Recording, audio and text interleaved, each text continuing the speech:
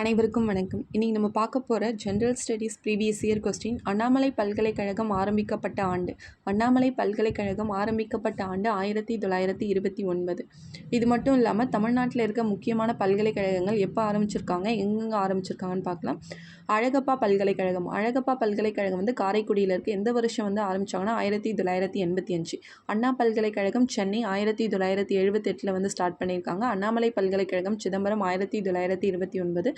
பாரதியார் பல்கலைக்கழகம் கோயம்புத்தூர் 1982. பாரதிதாசன் பல்கலைக்கழகம் திருச்சியில் இருக்குது. 1982 ஸ்டார்ட் பண்ணியிருக்காங்க. மதுரை காமராசர் பல்கலைக்கழகம் மதுரை 1965. மனோன்மணிய சுந்தரனார் பல்கலைக்கழகம் திருநெல்வேலி 1992.